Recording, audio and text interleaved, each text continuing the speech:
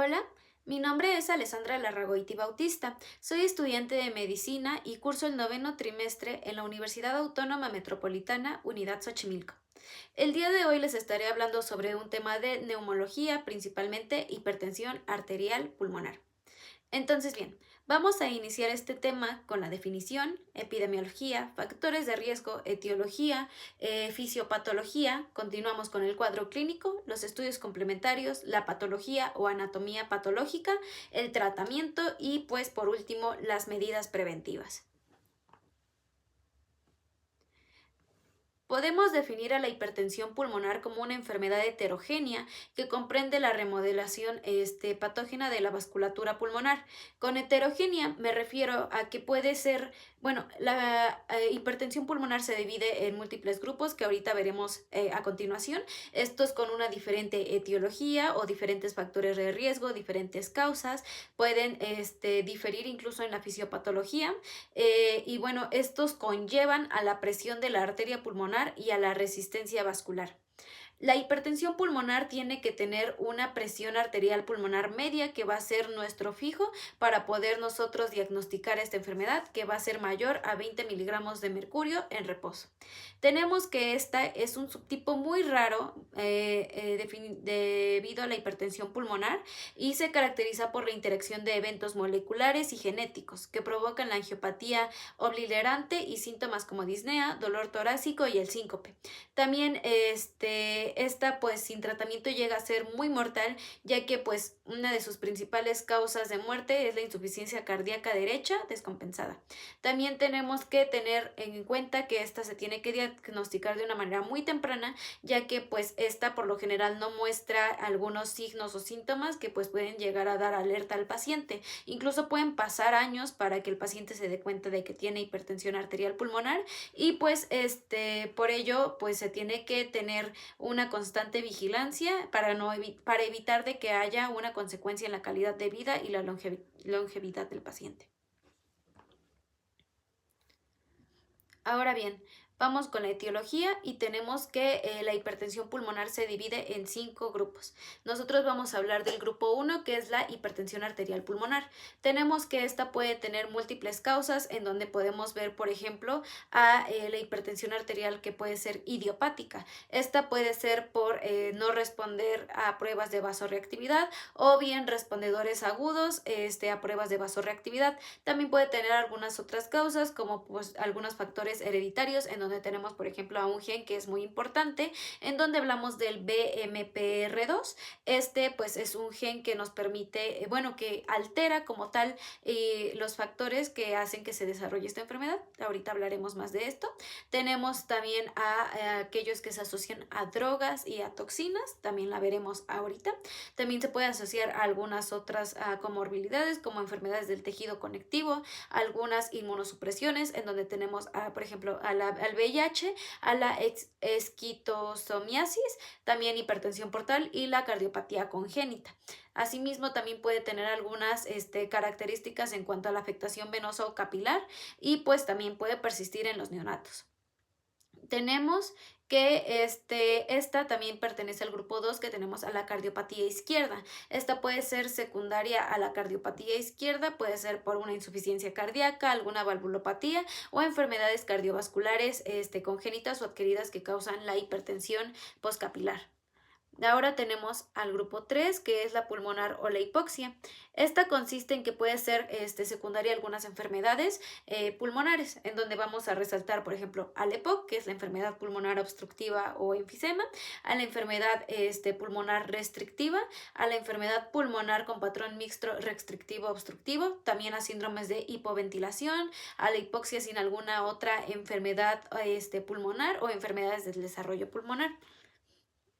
Ahora tenemos al grupo 4 que están asociadas a obstrucciones arteriales pulmonares. Esta puede ser por una hipertensión tromboembólica crónica o algunas otras obstrucciones arteriales pulmonares. Por último, tenemos al grupo 5, que esta pues es la hipertensión pulmonar de mecanismo desconocido o multifactorial, en donde pues ya puede ser por otras causas que no sean relacionados a los pulmones, en donde por ejemplo puede ser algún trastorno hematológico, trastornos sistémicos, trastornos metabólicos, alguna insuficiencia renal, microangiopatías pulmonares tromboembólicas tumorales y entre otras causas. Y bien, en esta diapositiva podemos apreciar un poco mejor a los grupos y pues mencionábamos que nosotros nos enfocamos en la hipertensión arterial pulmonar, después sigue el grupo 2, la enfermedad del corazón izquierdo, el grupo 3, la enfermedad pulmonar crónica, el grupo 4, la obstrucción arterial pulmonar y por último el grupo 5, que va a ser por múltiples factores o alguna causa desconocida.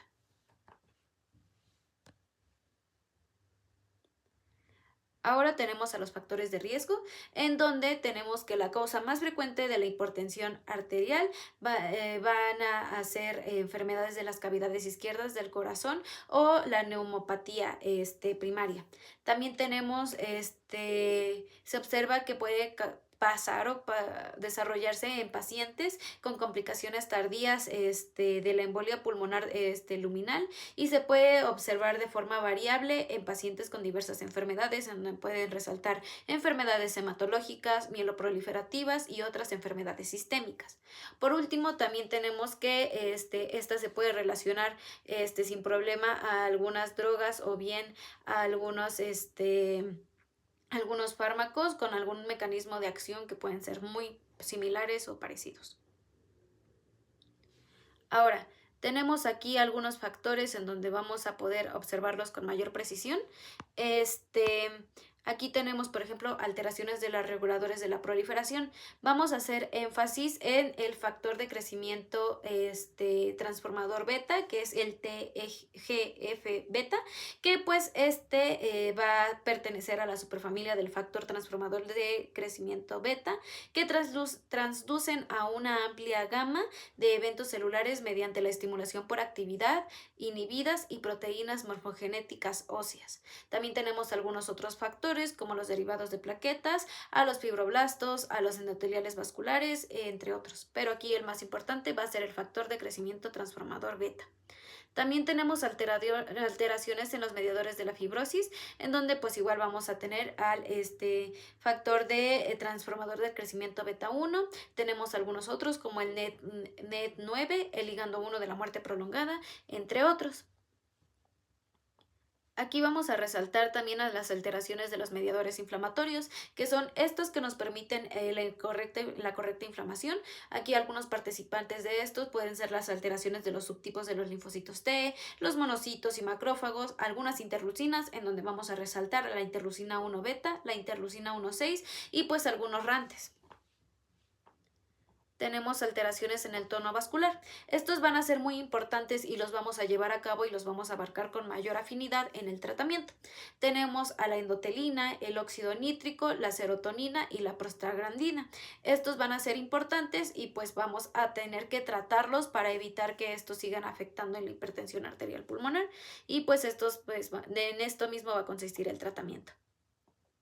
Tenemos alteraciones en las vías de señalización, en donde tenemos, por ejemplo, al BMPR2, al ALK1, la indoglina y pues también al factor de crecimiento, factor de transformador de crecimiento beta. Tenemos algunos factores de riesgo genéticos. Aquí vamos a recalcar otra vez, el más importante va a ser el MBPR2, que pues como tal consiste en que es un gen que codifica el receptor 2 de la proteína morfogenética ósea y es la causa más común de la hipertensión arterial pulmonar hereditaria. También tenemos algunos otros factores en donde tenemos, por ejemplo, a LAIF2-ACAD4, que es un factor de riesgo genético establecido para la enfermedad, aunque algunos otros portadores pues pueden llegar a tener un modo de transmisión recesivo. Pues es evidente al inicio de la expresión clínica en un amplio intervalo en cuanto a la edad. También tenemos algunos otros factores genéticos como el SOX17 y el TBX4. Estos se encargan de regular la activación del factor de crecimiento de los fibroblastos 10 y el factor de crecimiento de los hepatocitos respectivamente. De igual manera, pues tenemos algunos otros y pues tienen igual algunas causas aparentes. De igual manera, quiero resaltar que la hipoxia es un factor epigenético muy estudiado en la relación de la hipertensión pulmonar, tanto en la inflamación como en la hipoxia, más la inhibición del receptor del factor de crecimiento endotelino vascular, se aumenta la ENT-MT, que pues en las células afectadas se caracteriza por la migración, el aumento de las fibrinas de la actina del músculo liso y la pérdida de contactos intercelulares. Ahora bien, vamos a hablar un poco de la epidemiología. Tenemos que esta va a ser una enfermedad con una prevalencia muy rara. Se va a ver muy poco y pues algunos datos en estudios que en países que son desarrollados, pues nos han dicho que hay una prevalencia y una incidencia del 6 y 48 a 55 casos por millón en adultos. Tenemos que esto pues se da principalmente en las personas jóvenes. Se han reportado más casos en las personas jóvenes y hay una mayor inclinación en el sexo femenino. Sin embargo, algunos países desarrollados como Estados Unidos y en Europa se han encontrado pues que hay mayor persistencia en las personas o adultos mayores a 64 años de edad, en donde estos pueden llegar a tener una comorbilidad cardiovascular.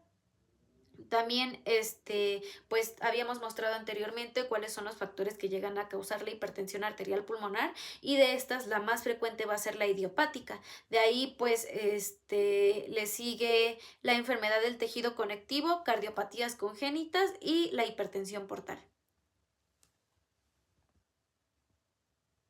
Y bueno, aquí vamos a hablar también un poco de la persistencia de estas enfermedades. Tenemos que la más frecuente es el grupo 2, que es el daño en el corazón izquierdo. Posteriormente sigue el grupo 3, que son los problemas pulmonares. De ahí tenemos al grupo 1, que es del que estamos hablando, la hipertensión arterial pulmonar. De ahí pues le sigue el grupo 4 y por último el grupo 5, que son los múltiples factores.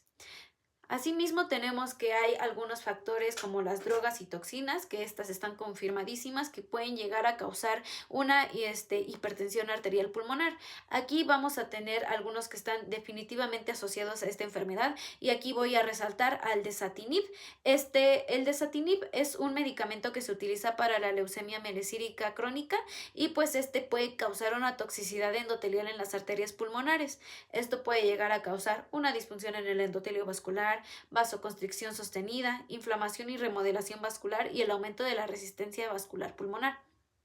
De igual manera tenemos otros fármacos en donde está el Aminorex, el Venflorex, la dexaenfluoramina, la fenfluoramina, las metafetaminas, estas obviamente son ilegales, y el aceite de colza de tóxico. También tenemos algunas que pueden llegar a estar probablemente asociadas en donde tenemos por ejemplo algunos agentes alquitrantes, anfetaminas, sobuzunid, la cocaína, entre otras drogas que pueden llegar a ser muy mortales o peligrosas para desarrollar esta enfermedad. Ahora bien, para entender un poco de la fisiopatología tenemos que entender cómo funciona el pulmón.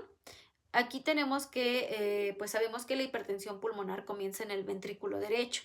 De ahí la sangre se bombea al gran tronco pulmonar y se divide para formar dos arterias pulmonares, una para cada pulmón respectivamente. Las arterias pulmonares se dividen en unas más pequeñas conocidas como arteriolas pulmonares y finalmente en capilares pulmonares que rodean a los alvéolos donde se produce el intercambio de gases. Cuando hay una presión arterial pulmonar, esta aumenta y la sangre se acumula en el lado derecho del corazón, lo que eventualmente causa una insuficiencia cardíaca derecha. Ahora bien, los cambios patogénicos en la distensibilidad pulmonar arterial producen un aumento progresivo de la resistencia pulmonar vascular. La PVR en reposo aumenta a través del avance temporal de la hipertensión arterial pulmonar y esto corresponde con la elevación del mPAP que habíamos mencionado anteriormente, que es mayor a 20 miligramos de mercurio. Para conservar el gasto cardíaco, aquí es cuando el corazón empieza a hacer una poscarga elevada del ventrículo derecho. El trabajo del ventrículo derecho empieza a aumentar, entonces el trabajo sostenido y progresivo del ventrículo provoca una desviación en la eficacia de la función sistólica del ventrículo. Esto pues para mantener una presión circulatoria pulmonar y por lo tanto se termina agotando la energía del miocardio. Esto pues ocurre por lo general a expensas de la energía que normalmente se reserva para mantener la percusión sanguínea a través de la interfaz del alveolo capilar para oxigenar a la sangre. Esto por un proceso llamado disociación entre el ventrículo derecho y la arteria pulmonar. Aquí podemos observar un poco mejor este proceso y pues independientemente de la causa de la hipertensión arterial pulmonar se va a producir una vasoconstricción. Esto sí o sí va a ocurrir y pues tenemos también un engrosamiento de las paredes arteriales pulmonares en donde pues va a aumentar la resistencia, el flujo sanguíneo y pues obviamente va a haber una sobrecarga en el corazón derecho pues en donde va a intentar bombear más sangre a través del vaso más estrecho. Es como cuando pues una manguera se cierra y pues intenta salir mucha más presión de lo que hay. Ahora, pues como esto va a suceder, pues va a haber un agrandamiento del lado derecho del corazón. Tenemos que el oxígeno entra a la sangre y el dióxido de carbono entra a los alvéolos. Los capilares drenan en las pequeñas venas que se unen para formar a las venas pulmonares que salen en cada pulmón y estas venas pulmonares completan el circuito llevando sangre rica en oxígeno a la aurícula izquierda. La hipertensión pulmonar debe desarrollarse como resultado de una cardiopatía izquierda. ¿Por qué? Porque es aquí en donde ocurre como tal esta trombosis y pues el ventrículo derecho es el que hace más trabajo. En este caso los vasos sanguíneos pulmonares son normales y no están dañados, pero el hemicardio izquierdo es incapaz de bombear eficazmente, por ejemplo debido a una insuficiencia cardíaca o una distribución de la válvula. Esto provoca que haya una acumulación de sangre en las venas pulmonares y en los lechos capilares, lo que puede aumentar la presión de la arteria pulmonar. Aquí tenemos que hay una presión elevada en las arterioles pulmonares, pero la presión de sus capilares y venas pulmonares siguen siendo normales. Igual, tenemos que hay algunas sustancias químicas que pueden hacer que las arterias pulmonares se contraigan y esto hace que haya una hipertrofia del músculo liso que los rodea. Las células endoteliales dañadas también pueden producir menos óxido nítrico, que esto es muy importante para una correcta circulación en cuanto al corazón y pues la prostaciclina que tienen el efecto contrario hacen que las arterias pulmonares se dilaten y pues se enchancen o haya una hipertrofia del músculo liso como tal. Entonces, pues como tal, en el pulmón puede haber un exceso de líquido, en el intersticio pulmonar también puede haber edema, que es el edema pulmonar y puede haber dificultad en el intercambio de gases. Entonces aquí pues resumiendo bastante lo que este proceso pues tenemos que hay una resistencia a la apoptosis, hay una proliferación celular, metabolismo desregulado y una mayor sobrecarga oxidativa. Esto pues hay una afectación en las células vasculares pulmonares y los fibroblastos de la adventicia. Tenemos que hay una remodelación hipertrófica, fibrótica y plexógena de las arterias pulmonares distales, que son las más pequeñas, y esto reduce la elasticidad vascular y favorece la trombosis circunscrita. Tenemos que también hay una expansión en la matriz extracelular, va a estar rica en integrina porque habíamos hablado de que va a haber una fibrosis, el colágeno va a ser no fibrilar, no va a haber fibronectina y otras proteínas de tensiones que endurecen a los vasos sanguíneos afectados y pues como tal se van a poner muy duros. Entonces, resumiendo un poco todo esto de la fisiopatología, tenemos que va a haber una disminución de los vasodilatadores, como pueden ser el óxido nítrico y la prostaciclina, va a haber un aumento de la apoptosis, va a haber mayor vasoconstrictores, en donde también puede actuar la endotelina 1, va a haber una resistencia vascular pulmonar, va a haber también una una presión arterial pulmonar aumentada, por lo tanto, pues habíamos mencionado que el lado del corazón derecho va a ser el que más va a trabajar, ya que el lado izquierdo va a tener pues hipertrofia, no va a haber como un correcto paso del flujo sanguíneo y pues como va a haber un gasto mayor del lado derecho, pues no va a haber una correcta circulación. Entonces pues ya vamos a tener estos signos que son muy característicos, que es el síncope, la disnea y la insuficiencia cardíaca derecha, porque claro, esta es la que más trabaja. Entonces, bien, este proceso nos va a llevar a algunas pues comorbilidades o algunas otras distrofias en cuanto a algunos órganos y sistemas. Por ejemplo, en los ojos puede llegar a haber un glaucoma en el ángulo abierto, desprendimiento de la retina. En la glándula tiroidea puede haber hipotiroidismo, hipertiroidismo. En el hígado pues vamos a resaltar la hepatopatología congestiva, la fibrosis hepática, cirrosis cardíaca y la hepatitis isquémica. En la homeostasis del hierro vamos a tener una deficiencia de hierro y anemia.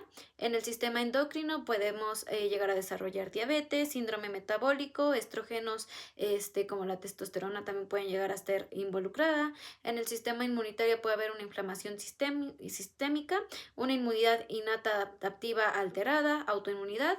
En la piel podemos llegar a tener prurito.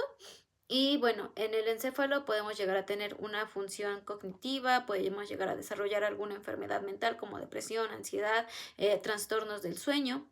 En el sistema nervioso autónomo puede llegar a haber hiperactividad simpática, mayor susceptibilidad a síncopes y arritmias, disfunción endotelial.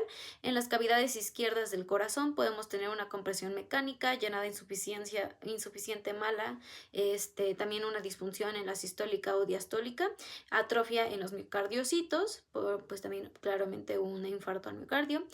Riñones podemos llegar a tener una lesión renal por hiperfusión, nefropatía congestivas. En el intestino puede haber síndrome del intestino permeable, mala absorción ante los alimentos, pérdida del apetito, también algunas afectaciones en el estado general. En el músculo pues una mala condición física, que es cuando los pacientes también pueden llegar a tener una disnea o un cansancio extremo ante pues actividades que podrían hacer en su vida diaria, disminución de la capacidad aeróbica. Y bien, en el cuadro clínico pues tenemos que la causa de esta deficiencia son quizás la inespecificidad de los síntomas de la hipertensión pulmonar. Tenemos que puedes tener un carácter insidioso y la superstición a muchos de otros trastornos, puede ser por asma, insuficiencia cardíaca izquierda con conservación de la fracción de la expulsión y mala condición física. También podemos tener disnea, fatiga o incluso ambas en conjunto, edema, dolor torácico, presíncope y síncope son menos frecuentes y se relacionan con una enfermedad más avanzada. También tenemos que las fases más tempranas, en la exploración física esta puede llegar a ser normal, pero cuando progresa puede haber una evidencia de insuficiencia ventricular derecha con elevación de la presión venosa yugular, puede haber edema en las extremidades inferiores y ascitis. También tenemos que llegar a identificar algunos signos de enfermedades que pues pueden llegar a ocurrir como consecuencia de esta enfermedad. Por ejemplo, tenemos los dedos hipocráticos, esclerodactilia, telangiectasia que pueden indicar escleroderma. Aquí tenemos que tener en cuenta el CREST, que es un conjunto de signos y síntomas en donde tenemos calcinosis, el signo de Raynaud, trastornos de la motilidad esofágica, esclerodactilia y telangiectasias, y pues estertores a la exploración pulmonar o hipertensión sistémica que pueden ser indicios de una insuficiencia cardíaca, sistólica o diastólica izquierda. Por lo general, los síntomas se relacionan fundamentalmente con la disfunción del ventrículo derecho y típicamente se asocian con el ejercicio en fase temprana de la enfermedad. Aquí es cuando el paciente va a empezar a cansarse muy rápido ante actividades que pues anteriormente pues no lo hacían sentir cansado. Aquí tenemos que pues igual es importante resaltar que muchas veces la hipertensión arterial pulmonar se puede llegar a pasar por alto. ¿Por qué? Porque muchas manifestaciones no son como muy fuertes o que pueden llegar a llamar la atención del paciente e incluso no se pueden llegar a manifestar en algunas ocasiones. Por ejemplo, en los síntomas tempranos pues tenemos la disnea durante el ejercicio, fatiga, el agotamiento rápido también es muy característico, disnea durante la flexión anterior del del tronco, que se le conoce como vendepnea, las palpitaciones, hemoptisis, distensión abdominal y náuseas inducidos por el ejercicio, ganancia de peso por retención de los fluidos, también puede haber síncope durante o poco después del esfuerzo físico. Esto en un estadio temprano. Sin embargo, cuando ya es tardío, pues vamos a tener algunos síntomas causados por una dilatación de la arteria pulmonar, en donde vamos a tener dolor torácico durante el ejercicio, vamos a tener la ronquera o la disfonía, que pues va a ser por la compresión del nervio laringio recurrente izquierdo, que se le conoce como síndrome de Order o cardiovocal. Va a haber falta de aire, mareos, tos, infección del tracto respiratorio inferior y las atelectasias. Esto debido a una compresión bronquial. Y bueno, es importante recalcar que tenemos que diferenciar a la hipertensión pulmonar de algún signo de insuficiencia cardíaca derecha. Por ejemplo, en los signos de la hipertensión arterial vamos a tener cianosis central, periférica o mixta, puede haber componentes pulmonares acentuados en el segundo ruido cardíaco ante la excultación, podemos tener un tercer ruido cardíaco, soplos sistólicos o diastólicos, esto es la regurgitación tricuspidia o la insuficiencia pulmonar.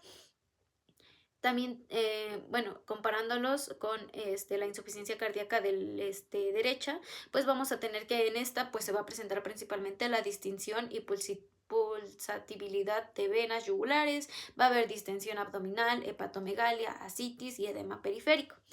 De igual manera, pues hay algunos signos que sugieren la causa subyacente a la hipertensión pulmonar, en donde puede haber acropatía, esto debido a una cardiopatía congénita, puede haber acropatía o cianosis diferencial, hallazgos en la auscultación que pueden ser crepitaciones y sibilancias, puede haber secuelas de insuficiencia venosa, también telangiectasias o esclerosis sistémica, la esclerodactilia que ya habíamos mencionado anteriormente, que es el CREST, y pues la esclerosis sistémica también. Tenemos algunos signos de insuficiencia cardíaca en donde nos va a hablar de cianosis periférica, esto va a ser principalmente en los labios y en los dedos, estos van a mantenerse azulados, va a haber mareo, palidez, extremidades frías y llenado capilar prolongado. Sin embargo, pues esto es muy patognomónico de otra característica de la insuficiencia cardíaca. Ahora vamos a continuar para el diagnóstico. Para ello vamos a necesitar a los estudios complementarios. En primer lugar vamos a mencionar el electrocardiograma y este va a ser muy importante para tener un correcto diagnóstico en cuanto a esta enfermedad. Esta pues nos va a mostrar una evidencia del aumento de la presión de las arterias pulmonares y el ventrículo derecho. Aquí pues va a ser muy importante, ya que pues nosotros al hacer un electrocardiograma va a mostrarnos un aumento, mostrará las ondas P máximas en la desviación de B2, lo que nos va a indicar que va a haber un agrandamiento en las artículas derechas y a las ondas R superiores a 7 milímetros. En la derivación de B1, compatibles con la hipertrofia ventricular derecha. Vamos a tener que va a haber una desviación del eje derecho o sagital, va a haber hipertrofia del ventrículo derecho, en donde esto se va a ver en la onda RS mayor a 1 con R mayor a 0.5. También vamos a tener bloqueo en la rama derecha, completa o incompleta, esto en el patrón QR o RSR en B1. Tenemos el patrón de Stein en el ventrículo derecho, está por una depresión en la onda ST y también una inversión en la onda T en las derivaciones precordiales derechas. Vamos a tener un intervalo QTC prolongado y esto va a ser inespecífico. También pues nos va a mostrar que hay una presión sistólica de la arteria pulmonar estimada elevada o una distensión ventricular derecha, regurgitación tricuspidia o un agrandamiento auricular y ventricular derechos, y pues esto como tal es un diagnóstico que nos va a decir es hipertensión arterial pulmonar. También puede haber una presión arterial pulmonar estimada, elevada y la tensión ventricular derecha con hipertrofia o dilatación. En este punto pues ya se diagnostica un shock cardiogénico y pues por eso tomamos algunas medidas de tratamiento. Podemos también administrar la solución salina agitada, que pues es la formación de burbujas, pues esto pues como una principal prueba de detección. La presión sistólica elevada de la arteria pulmonar mayor a 35 miligramos de mercurio va a tener una onda dentada en el estudio de Doppler continua al infundíbulo ventricular derecho o en el ventrículo derecho hipertrófico o dilatado, que pues esto nos van a apoyar para hacer un correcto diagnóstico. Ahora, pues también tenemos como apoyo a la radiografía, en donde nos muestran con frecuencia y el crecimiento de las arterias pulmonares y la obliteración del espacio retroesternal. Aquí, pues, la radiografía del tórax nos va a mostrar con frecuencia el crecimiento de las arterias pulmonares y la obliteración del espacio retroesternal. Vamos a tener que los signos de la hipertensión pulmonar incluyen una configuración en la característica de la silueta del corazón. Aquí vamos a tener principalmente a la cardiomegalia. Esto se va a mostrar en el corazón derecho y en la arteria pulmonar y en ocasiones con pérdida de la vascular subyacentes a la hipertensión pulmonar, como cardiopatía izquierda o una enfermedad pulmonar. Aquí tenemos este cuadro que pues nos va a ayudar un poco a diferenciar de cómo es la hipertensión pulmonar, de algunos signos de cardiopatía izquierda o congestión pulmonar y pues algunos signos de alguna otra enfermedad pulmonar. Por ejemplo, va a ser muy conciso que de la hipertensión pulmonar nosotros vamos a tener una dilatación del corazón derecho. Sin embargo, en los signos de cardiopatía izquierda va a haber una opacificación de aire en el espacio central. También va a haber signos de aplanamiento en el diafragma, que pues esto ya va a contribuir a otros signos como EPOC o a enfisema. Tenemos también una dilatación de la arteria pulmonar, incluida en la dilatación por aneurisma. Por otro lado, en la cardiopatía ventricular tenemos un engrosamiento del tabique interlobular y por otras enfermedades va a haber hiperleucemia, que también se le atribuyen más al EPOC y al enfisema. Tenemos pérdidas de vasos periféricos en la hipertensión pulmonar, en la cardiopatía vamos a tener un derrame pleural y pues por otras enfermedades puede haber pérdida de volumen pulmonar o enfermedad pulmonar fibrótica. Y pues bueno, aquí tenemos este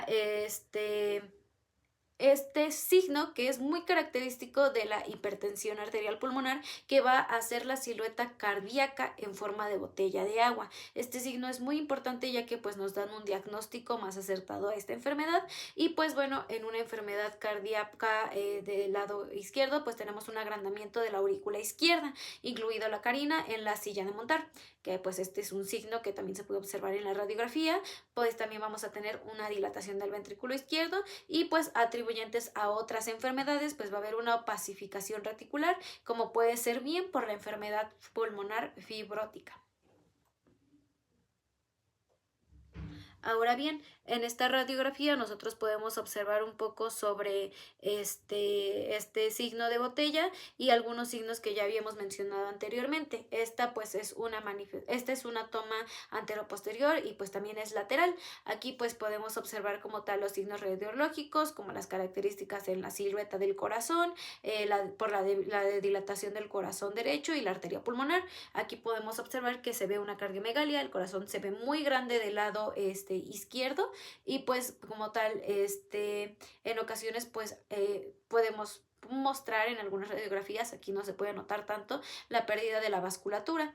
También podemos pues asociarlo a algunas otras enfermedades, pero por ello hay que tener en cuenta las características del cuadro que habíamos mencionado anteriormente. Ahora bien, tenemos a la ecocardiografía. Va a ser muy importante también porque nos ayuda a medir la sobrecarga de la presión y la disfunción del ventrículo derecho. Aquí pues podemos detectar esto mediante la ecocardiografía, pues generalmente vamos a tener una proporción de la información sobre la morfología del corazón derecho e izquierdo y pues vamos a tener que la función del ventrículo derecho y del ventrículo izquierdo van a tener anomalías valvulares y permite estimar parámetros hemodinámicos. Tenemos aquí, por ejemplo, pues algunas comparaciones entre los signos que se pueden manifestar en las ecocardiografías. Por ejemplo, tenemos a los ventrículos, a las arterias pulmonares y a la vena cava inferior. En los ventrículos vamos a tener que va a haber un diámetro basal del ventrículo derecho y el ventrículo izquierdo cociente en el área que va a ser mayor a 1. También vamos a tener un aplanamiento en el septo interventricular. Va a ser muy característico también de la hipertensión arterial pulmonar y esto va a ser mayor a 1.1 en sístole o en diástole. como tal, este aplanamiento es muy característico, pues muy visible en este estudio. Vamos a tener también un cociente del TAPSE en PAPS que va a ser menor a 0.55 milímetros sobre milímetros de mercurio, y pues como habíamos mencionado anteriormente, esto no va a coincidir con la presión normal que ya habíamos mencionado anteriormente. Tenemos que en la arteria pulmonar va a haber una tensión arterial del ventrículo derecho menor a 105 pues por segundo, y una muesca mesosistólica. También vamos a ver una velocidad de regurgitación pulmonar diastólica temprana que va a ser mayor a 2.2 milímetros sobre segundo, y vamos a tener el diámetro de la anteroposterior mayor al diámetro de la rama arterial, y un diámetro de la arteria pulmonar mayor a 25 milímetros. Ahora en la vena cava inferior y en la aurícula derecha, pues el diámetro va a estar aumentado y va a ser mayor a 21 milímetros con colapso inspiratorio disminuido, y va a ser menor a 50% en cuanto a la inspiración profunda, o menor a 20% con inspiración superficial. Tenemos que las áreas de la aurícula derecha, que es la telosistólica, va a ser mayor a 18 centímetros cuadrados. Este estudio, que es la ecocardiografía, va a ser muy útil para detectar la causa de la hipertensión pulmonar sospechada, o va a ser para la confirmación de esta. Particularmente se va a asociar a una cardiopatía izquierda, pero por sí sola no puede confirmar si es necesario, pues nos puede ayudar a determinar si es necesario el cateterismo cardíaco derecho o no. Ahorita lo vamos a mostrar con más exactitud. Y bueno, también es importante mencionar que el ecocardiograma nos va a mostrar una evidencia de un aumento de la presión de las arterias pulmonares y el ventrículo derecho.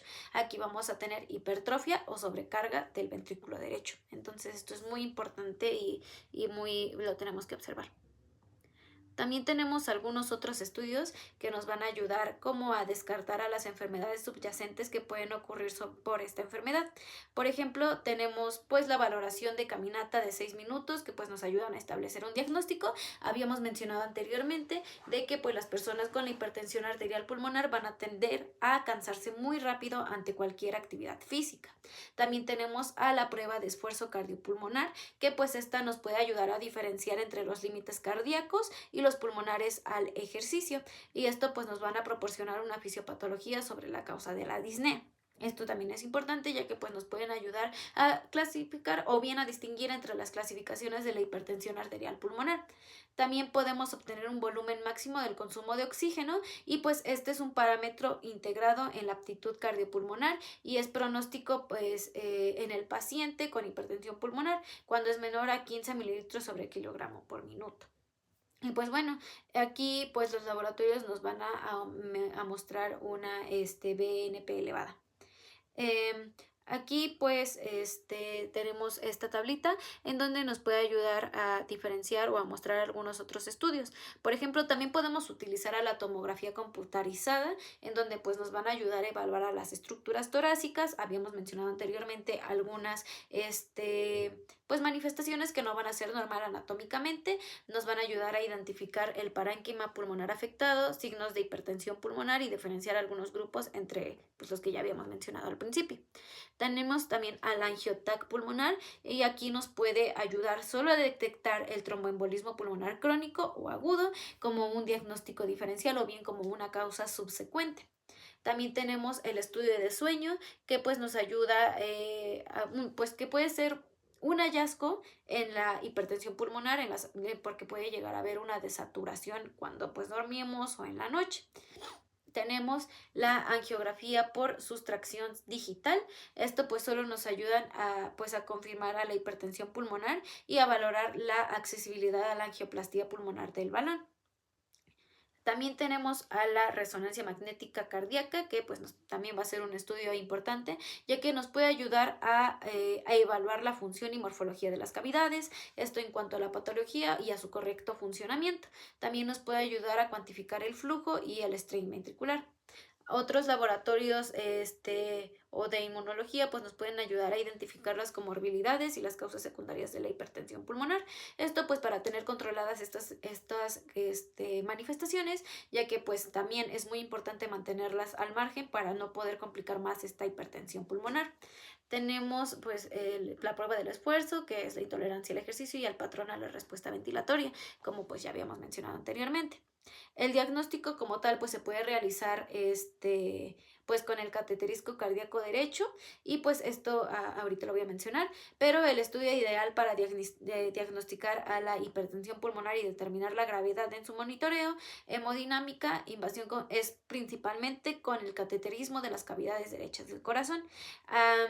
Y pues bueno, entrando un poco con esto, pues tenemos el cateterismo cardíaco derecho, que también se le conoce como de Swan-Ganz. Debe mostrarnos una presión arterial pulmonar media elevada. Típicamente esta va a tener un intervalo de 20 miligramos de mercurio o más y una resistencia vascular pulmonar de 2 unidades de Ward o más y una presión de enclavamiento capilar pulmonar normal, que esta va a ser inferior a 15 miligramos de mercurio. Con estos pues hallazgos vamos a poder diagnosticar a la hipertensión arterial pulmonar. Esta pues nos va a mostrar como tal el aumento de la presión de las arterias pulmonares en el ventrículo derecho. Tenemos aquí unas variables que nos van a ayudar a poder leer o a distinguir a estos con sus pues con unos valores normales. Por ejemplo, pues tenemos a la presión de la aurícula derecha media, esta va a tener un valor de 2 a 6 miligramos de mercurio. Tenemos a la presión arterial pulmonar sistólica, que va a tener una medida normal de 15 a 30 miligramos de mercurio. Tenemos a la presión arterial diastólica, que esta va a ser de 4 a 12 miligramos de mercurio. Tenemos a la presión arterial pulmonar media, que va a ser de 8 a 20 miligramos de mercurio. La presión de enclavamiento pulmonar media, que va a ser menor o igual a 15 miligramos de mercurio. El gasto cardíaco también lo tenemos que medir, que va a ser de 4 a 8 latidos por minuto. Y pues la saturación de oxígeno, que tiene que ser de 65 a 80%. La saturación ideal de oxígeno, que puede ser de 95 a 100%. Y la presión arterial sistémica, que como sabemos, esta pues está en un intervalo de 120-80. Y pues bueno, aquí tenemos algunos parámetros calculados en donde nosotros podemos ir comparándolos para poder tener una mayor acertación en cuanto al diagnóstico. Ahora bien, este cateterismo, pues como tal, pues se encarga, pues se mete en el lado en el ventrículo derecho para nosotros poder medir como tal todas estas variables y poder compararlos con los parámetros normales. Si hay una descompensación, pues ya podemos nosotros diagnosticar una hipertensión arterial pulmonar. Aquí podemos evaluar a los candidatos de trasplante pulmonar o cardíaco y a la evaluación de candidatos a trasplante pulmonar o cardíaco. Esto es muy importante ya que pues también nos lleva ante un buen tratamiento de esta enfermedad.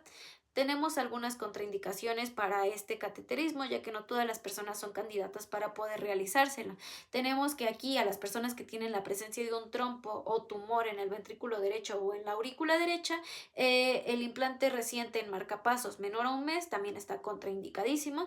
Tenemos a la válvula cardíaca derecha mecánica, infecciones agudas, tampoco se tienen que poner, pues, a poner o administrar en estas condiciones. También pues para esto pues tenemos que realizar más que nada una evaluación del riesgo-beneficio, si nos conviene pues hacer el cateterismo o no, ya que pues las complicaciones más temidas o la más temida de este cateterismo pues es la perforación de la arteria pulmonar.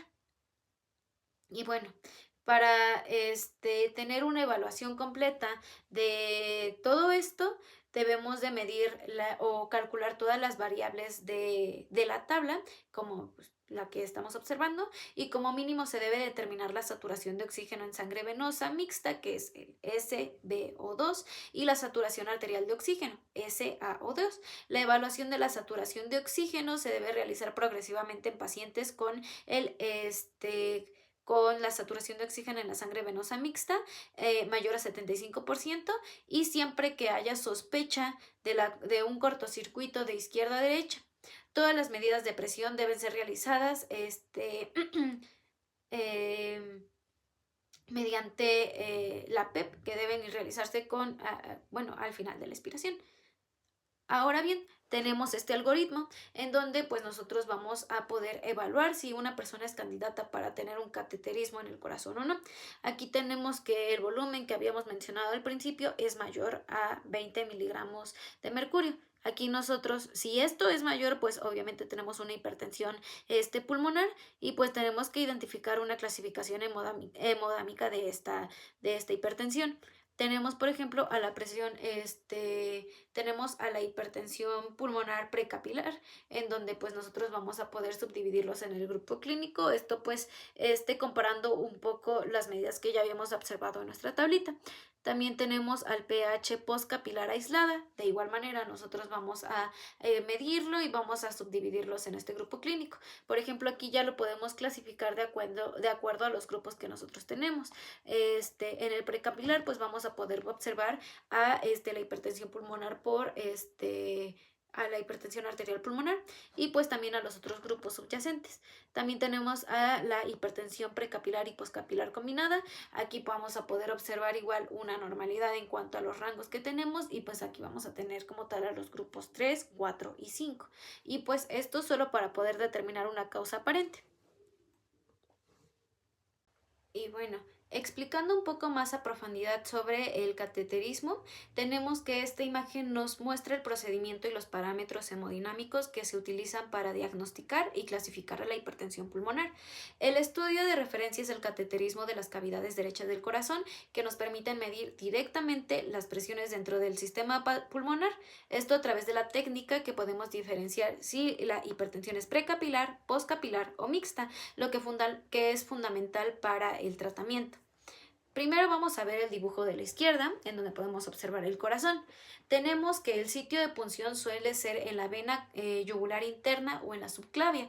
Desde ahí se introduce el catéter, conocido como catéter de Swan-Ganz, que avanza por estos pasos, que es primero en la vena cava superior, de ahí entra al atrium derecho, pasa por el ventrículo derecho y finalmente llega a la arteria pulmonar, donde puede medir la presión directamente.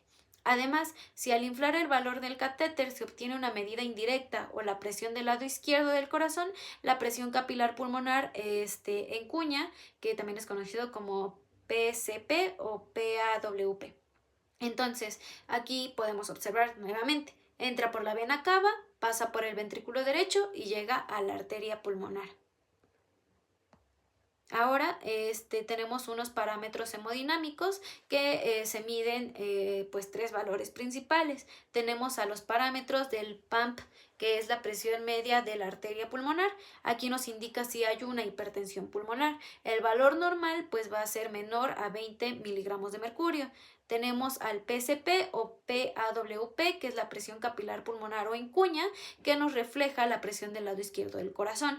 Este va a ser menor a 15 miligramos de mercurio. También tenemos al otro parámetro, que es el RVP o PVR, que es la resistencia vascular pulmonar. Este nos evalúa la posición del flujo en las arterias pulmonares. Esto va a ser menor a 2 unidades de Wood.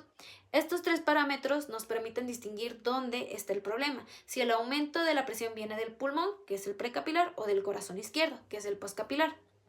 Entonces vamos a clasificar también la hemodinámica según los valores obtenidos. Tenemos que un PAMP normal va a ser menor a 20, el PCP en cuña va a ser menor a 15 y el RVP va a ser menor a 2 unidades de Wood. Ahora bien, cuando el PAWP está normal, que es menor a 15, pero la PAPM está elevada, significa que el problema está antes de los capilares pulmonares, es decir, en las arterias pulmonares, y hablamos de una hipertensión pulmonar precapilar. Por ejemplo, la hipertensión arterial pulmonar idiopática, también puede ser por EPOC o tromboembolia pulmonar crónica. En cambio, si la PAWP está elevada, que es mayor a 15, eso indica que el aumento de la presión viene del lado izquierdo del corazón, como en la insuficiencia cardíaca o valvulopatías mitral y aórtica, lo que llaman a la hipertensión pulmonar postcapilar. Finalmente, si las dos están elevadas, que es lo de la PAPM y la PAWP, y además hay una resistencia vascular alta, se trata de una hipertensión pulmonar combinada, donde hay tanto daño cardíaco como vascular pulmonar. Ahora bien, en resumen, el cateterismo de hecho no solo confirma el diagnóstico de la hipertensión pulmonar, sino que nos dice qué tipo es y por lo tanto cómo deberíamos de tratarla. Si este asunto podríamos confundirlo con una hipertensión arterial pulmonar, tratable con una hipertensión secundaria, una enfermedad cardíaca o pulmonar, lo que cambia completamente el manejo y el pronóstico.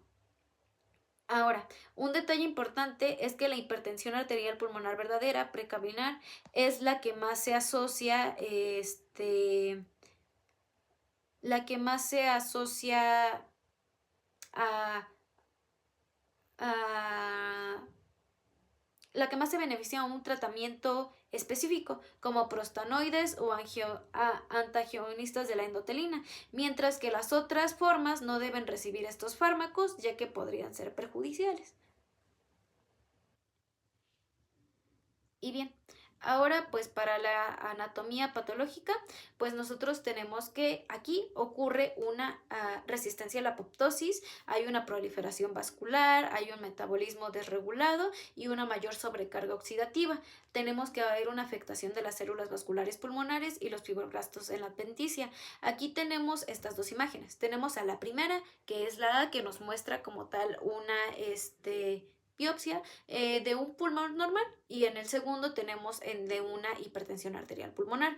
En el segundo pues tenemos que es por una remodelación vascular de hipertensión arterial pulmonar, y pues aquí podemos observar que hay un engrosamiento acentuado de las capas media e íntima de los vasos pequeños, que es lo de la flecha, que es esta flechita de aquí, y estos van a estar rodeados por células linfoides que toman conglomerado de recuento de un folículo primario.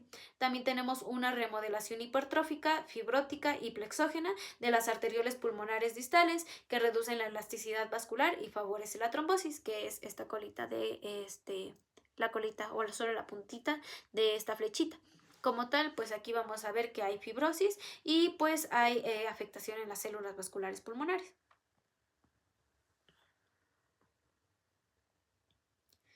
Ahora bien, para el tratamiento, pues todos los pacientes necesitan un tratamiento óptimo y las estimaciones de supervivencia a 1, 3 y 5 años son más del 82% y pues así disminuyendo progresivamente. Tenemos que algunos tratamientos de apoyo como los diuréticos, porque pues sabemos que pueden ser por múltiples causas, el oxígeno suplementario y algunos anticoagulantes. Sin embargo, tenemos algunos tratamientos específicos. Habíamos mencionado al principio de que había una alteración en las prostaciclinas, en las endotelinas y en el óxido nítrico. Por ello, nuestro tratamiento va a ser específico en estas causas. Por ejemplo, en la vía de la prostaciclina, que son los prostanoides que vamos a administrar, van a provocar, es por el provocamiento de un desequilibrio en los metabolitos del ácido araquidónico con una menor concentración de la prostaciclina y una mayor producción de tromboxano A2. Las prostaciclinas activan las vías que dependen del monofosfato de adenosina cíclico y regula la vasodilatación. En personas con hipertensión arterial pulmonar, esta va a estar reducida. Entonces aquí vamos a tener unos fármacos muy específicos en donde vamos a tener al epoprostenol, el trepostinil, la iloprost y el selexipag. Ahora tenemos a la vía de la endotelina. Estas van a inhibir los efectos nocivos de la ET1 y pues este es un vasoconstrictor de la endovenosa ponente y pues va a haber una disminución igual del músculo liso vascular. Los ET pues van a encargar igual de regular la vasodilatación, pero como van a estar inhibidos, pues no va a haber una vasoconstricción como tal. Y pues tenemos aquí unos específicos también, que es el ambricetan y el bocetan. El bocetan va a mejorar la hemodinámica y la capacidad de realizar ejercicio y retrasa el deterioro clínico. También tenemos al macitentan, que pues también nos van a ayudar como tal en este proceso. Por último tenemos la vía del óxido nítrico, en donde pues también va a ser producido por la molécula de la gaseosa y lipofina del óxido nítrico en las células endoteliales y activa al gusanillo ciclasa soluble que produce por la CGMP de las células del músculo liso. Esto pues nos induce a una vasodilatación. En estos fármacos vamos a tener como tal a la sildenafil, el tadalafil y el riociguat. Como tal, estos fármacos van a ser de un tratamiento específico en donde pues vamos a poder pues tomarlos como tal, como una buena forma de tratamiento. Sin embargo, también tenemos esta opción que es para una enfermedad avanzada e irreversible, en donde en este caso pues ya va a ser pues va a ser como tal el trasplante de pulmón y pues como tal tenemos que valorar que las personas sean candidatas y pues para esto también es el cateterismo, en donde pues vamos a poder nosotros inducir si una persona es candidata para tener el trasplante del pulmón o no. Y bueno, ahora para terminar tenemos algunas medidas preventivas que pues como tal solo son evitar algunos factores de riesgo o bien tener pues una mayor anticipación para evitar algunas complicaciones ante esta enfermedad. Tenemos por ejemplo en los pacientes que tienen alguna inmunosupresión como la esclerosis sistémica. En pacientes con esclerosis sistémica pues se recomienda un programa de cribado anual en donde se utiliza la ecocardiografía. Aquí vamos a medir el NT-pro BNP, que son las pruebas de función pulmonar y pruebas de esfuerzo, porque la detección temprana mejora como tal el pronóstico.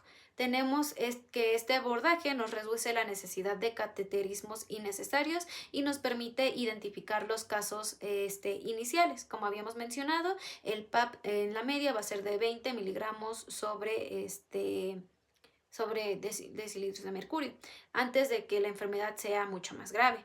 Tenemos también una prevención en las enfermedades pulmonares o cardíacas subyacentes, en donde se recomienda optimizar el tratamiento de la enfermedad pulmonar. Pues también pueden ser por hipoxemia y algunos trastornos respiratorios del sueño, así como evitar algunas hipoventilaciones crónicas, lo que nos ayuden a prevenir el desarrollo de la hipertensión pulmonar. Esta pues la secundaria.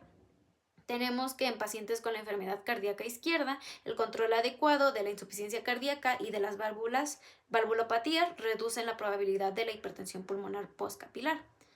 También tenemos que evitar factores de riesgos conocidos y pues como tal, las bibliografías que estuve consultando nos indican que la tabla de drogas que habíamos mencionado o visto anteriormente y las toxinas asociadas a la hipertensión arterial pulmonar nos sugieren evitar anorexígenos, metafetaminas y como tal el dasatinib y otros fármacos relacionados con el desarrollo de la hipertensión arterial pulmonar. Bueno, en resumen como tal, pues aunque no hay como una prevención primaria pura, lo que nosotros tenemos que enfatizar es la identificación temprana en las poblaciones de riesgo. Habíamos mencionado a las personas mayores, que son mayores a 64 años de edad, también en las personas que pues jóvenes, principalmente en las mujeres, por ejemplo también en las personas inmunodeprimidas como las que tienen esclerosis sistémica, personas con el virus de la inmunodeficiencia humana que es el VIH y la hipertensión portal. También tenemos que evitar fármacos o tóxicos asociados a la enfermedad, pues como tal evitar el uso de fármacos innecesarios o el consumo de drogas y pues también controlar a las enfermedades pulmonares y cardíacas subyacentes. Y bueno, como tal, pues conocer esta enfermedad es fundamental porque es una enfermedad poco frecuente, tiene una alta morbilidad y si no se diagnostica a tiempo, pues puede llegar a ser muy mortal e incluso llegar a la muerte. Tenemos que, pues es importante entender su clasificación y sus causas. Su fisiopatología nos permite diferenciarla de otras formas de hipertensión pulmonar y identificar algunos factores reversibles y dirigir el tratamiento adecuado, además de reconocer a los medicamentos y enfermedades asociadas como el dasatinib o las cardiopatías izquierdas. Esto pues nos ayuda a prevenir las complicaciones graves y a ofrecer un abordaje adecuado, integral, que mejore la calidad de vida y las expectativas de los pacientes. Entonces esto nos ayuda a mejorar como tal el riesgo o evitar estas complicaciones que pues pueden llegar a ser mortales para el paciente. Entonces, esto sería todo de mi parte. Espero que les haya sido de utilidad y todas las bibliografías que utilicé se encuentran debajo de cada diapositiva. Muchas gracias.